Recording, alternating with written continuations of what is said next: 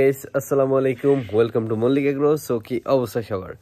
আশা করি সকলে ভালো আছেন। আল্লাহর রহমতে আমি অনেক ভালো আছি। আজকে আপনাদের মাঝে নতুন একটা ভিডিও নিয়ে হাজির হলাম। সো অনেকে আছেন, অনেকে অনেকভাবে বাচ্চা বোর্ডিং করে থাকেন। সো যেহেতু এখন শীতকাল, আমার বাসায় স্পেস কম, সো যার কারণে আমি নতুন একটা ইউনিক পদ্ধতিতে বোর্ডিং ঘর তৈরি করছি। সো যেটা আপনাদের কাছে আজকে দেখানোর চেষ্টা করব আজকের এই ভিডিওতে। সো সকলে আমাকে কমেন্ট করে জানাবেন আমার বোর্ডিং ব্যবস্থাপনা আসলে আপনাদের কাছে কেমন লাগছে। সো চলুন বেশি কথা না বলে আমি আমার বোর্ডিং ঘরটা আপনাকে দেখানোর চেষ্টা করি। সো এই হচ্ছে গিয়ে আমার বোর্ডিং ঘরটা। এটা কিন্তু প্রপারলি ছাদের উপরে দেখতে পাচ্ছেন, চারিপাশে ফাঁকা। সো আমি করছি কি পলিথিন দিয়ে চারিপাশটা ভালো করে ঘিরে নিছি। সো চলুন ভিতরে যে আপনাদের দেখানোর চেষ্টা করতেছি। এই হচ্ছে আমার বোর্ডিং ঘরটা, ঠিক আছে। এবার যেহেতু আমার প্রচুর পরিমাণে বাচ্চা নামার কথা আছে, আল্লাহর রহমতে আপনারা দোয়া করবেন, কারণ এবার প্রায় 750-এর উপরে ডিম দিয়েছি।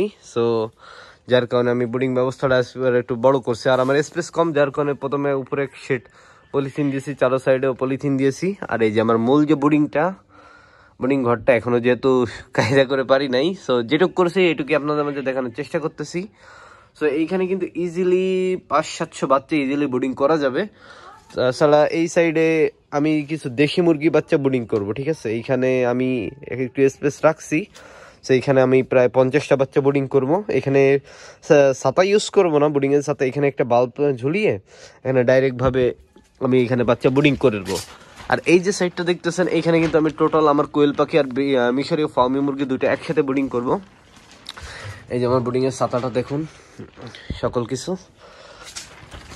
আরো ভালো করে দেখানোর চেষ্টা করি। এই সাইডে কিন্তু বাতাসটা চারো সাইডের থেকে হেলাটা আটকানোর জন্য পলিথিন দিয়ে দিছি, ঠিক আছে, যত আশপাশ থেকে যত আমার খামারে কোনো ধরনের কোনো কুয়াশা অথবা আপনার বাতাস ভিতরে ঢুকতে না পারে সে ব্যবস্থাটা করছি। সো জানি না কতদূর কি দেখি আবহাওয়ার সাথে মোকাবেলা করতে পারবো। সো সকলে একটু আমাকে কমেন্ট করে জানাবেন এইভাবে আমি কি বোর্ডিং ব্যবস্থাপনা সঠিকভাবে পরিচালনা করতে পারবো কি না। সো যেহেতু আমি নতুন উদ্যোক্তা, সো সকলেই জানেন নতুনভাবে শুরু করছি, নতুন খামারি। সো এইভাবে কি আমার বোর্ডিংয়ে কোনো বাচ্চার কোনো ক্ষতি হবে কিনা, বাচ্চার কোনো অসুবিধা হবে কিনা, আমি কি ঠান্ডার মোকাবেলা করতে পারবো কিনা, সঠিকভাবে পরিচর্যা করতে পারবো কিনা, সকলে একটু কমেন্ট করে জানাবেন। সো আমার বোর্ডিং ব্যবস্থাপনা আপনাদের কাছে কেমন লাগছে সবাই একটু জানাবেন, ঠিক আছে। সো ভালো থাকবেন সবাই আর আমার জন্য দোয়া করবেন। সো এই ছিল আজকের ভিডিও। সো ভিডিওটি আপনাদের কাছে কেমন লাগছে সকলেই জানাবেন। দেখা হচ্ছে পরবর্তী ভিডিওতে। আসসালামু আলাইকুম।